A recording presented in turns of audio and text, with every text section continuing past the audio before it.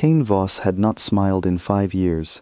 As the alpha king of the northern packs, he ruled with a steady hand and a cold heart, and no one dared to ask him why. Only his oldest friends remembered the night everything changed, the night his mate disappeared without a trace, on the very evening of his coronation. Her name was Elira Marsh. She had been laughing when he last saw her, standing near the edge of the great hall in a pale blue dress, waiting for him to finish his speech so they could finally dance. When he turned to look for her again, she was gone. All that remained was a torn piece of fabric caught on a branch at the edge of the whisperwood, and a silence that never seemed to end. For the first year, Cain searched every day. He sent trackers into every corner of the northern lands, questioned every pack, and offered rewards no one could ignore. For the second year, he searched less, but the ache in his chest never eased. By the third year, his advisors gently told him what he already feared. There was nothing left to find. The trail was cold, and perhaps it always would be. He never truly believed she was gone forever. But he stopped saying so out loud, because grief that lingers too long begins to look like madness to those who have not felt it. 5 years passed. Cain became known as a fair but distant king, someone who solved problems quickly and never lingered in a room longer than necessary.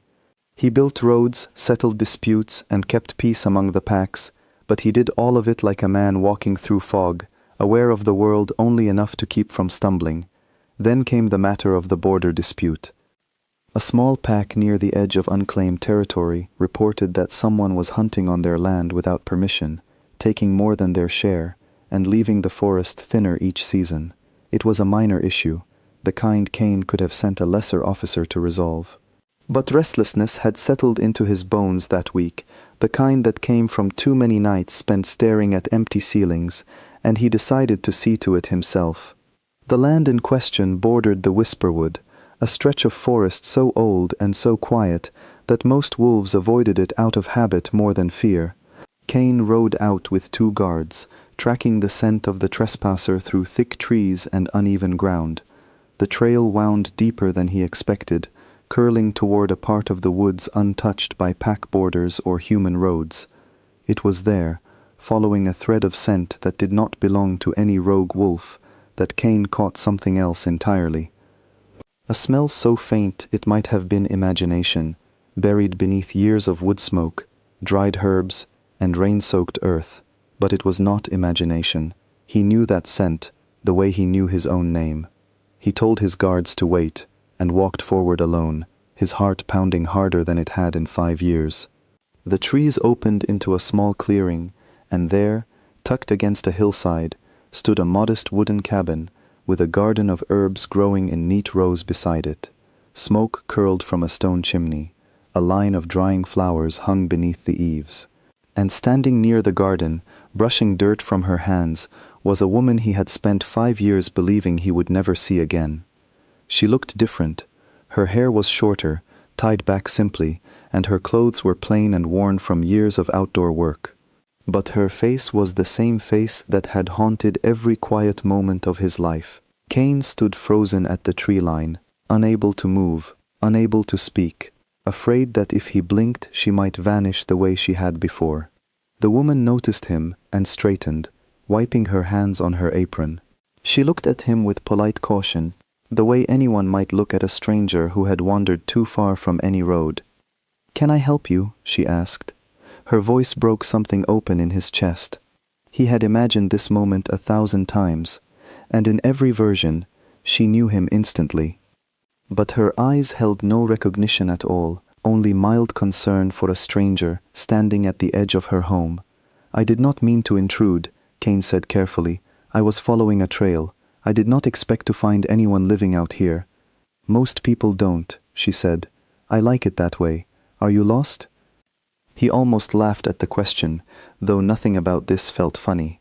He had been lost for 5 years, and now, standing in front of her, he felt as though he had finally found his way, even if she did not yet know it. "My name is Cain," he said, offering the truth, at least in part. "I twisted my ankle a while back. I would be grateful for a place to rest, if you can spare it."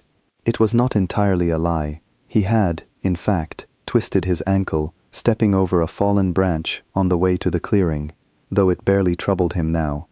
Still, it gave him a reason to stay, and staying was the only thing that mattered. The woman studied him for a moment, then nodded toward a bench near her door.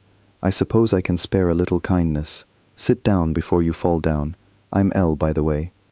El, not Elira, a different name for a woman who no longer remembered her old one. Over the following days, Cain learned as much as he could without revealing too much of himself. El told him she had no memory of anything before 5 years ago. She had simply woken up in these woods with nothing but the clothes on her back and no idea who she was or where she had come from. A kind human family from a nearby village had found her, fed her, and helped her build the small life she now lived. She sold herbs and remedies to earn her keep, and over time, the woods had become home, even without a past to anchor her to it. She spoke of her missing memory without sadness, as though it were simply a fact of her life, like the color of her eyes. Cain found this harder to hear than any grief. She had lost everything and did not even know enough to mourn it. He stayed in the clearing under the excuse of his injury, though both of them slowly stopped pretending that was the only reason. El found herself strangely comfortable around him, calmer in his presence than she could explain. She caught herself watching him longer than politeness required, and scolded herself quietly each time.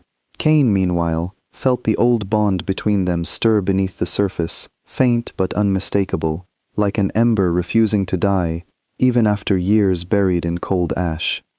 He did not tell her the truth right away. He was afraid that if he did, she would either not believe him or, worse, feel trapped by a past she could not remember. Instead, he stayed close, helping repair a fence, gathering firewood, listening to her talk about the herbs she grew and the small dreams she had built for herself in this quiet corner of the world. Slowly, carefully, he let himself hope again. Back at the capital, his prolonged absence did not go unnoticed. His advisors grew concerned and began asking questions about where their king had gone and why he had not returned. Their inquiries led them somewhere they did not expect. Buried within old pack records, half hidden and long ignored, were signs of tampering from 5 years earlier, changes made to border reports around the time of Elira's disappearance. Someone had gone to great lengths to erase a trail that should have been impossible to erase. The truth, once uncovered, was worse than anyone imagined. A rival within the Pack Council, fearing the strength Cain would gain from a completed mate bond, had arranged Elira's disappearance long before the coronation ended. Using forbidden methods rarely spoken of even among the oldest wolves, he had stripped away her memories and masked her scent, hoping she would fade quietly into the human world and never be found. It was meant to be a quiet, permanent solution. Instead, fate had simply waited 5 years to correct itself. When word reached the traitor that Cain had found her, panic set in. He could not allow the truth to surface, not with his crimes so easily traced back to him. He sent men to the edge of the Whisperwood, with orders to make sure the king's discovery never left those woods alive. They arrived at dusk, moving quietly through the trees, but they underestimated the sharpness of a king's instincts even in unfamiliar territory. Cain sensed the danger before it fully arrived, a prickling awareness that pulled him to his feet moments before the first attacker broke through the tree line. The fight that followed was fast and brutal in its urgency, though Cain fought carefully, mindful of El's safety above his own. He shielded her from the first strike, and in that instant, something inside her cracked open.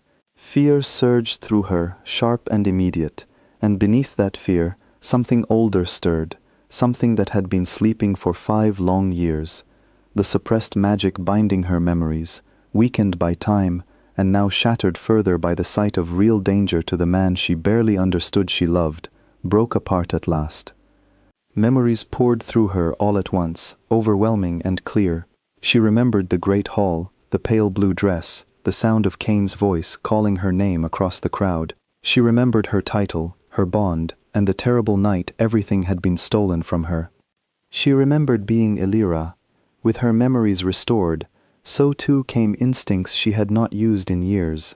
She fought beside Cain rather than behind him, moving with a strength and certainty that startled even her.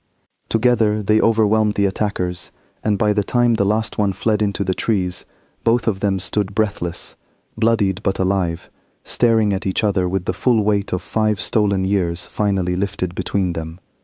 "Cain," she whispered, his name feeling both foreign and familiar on her tongue. "It was you. It was always you."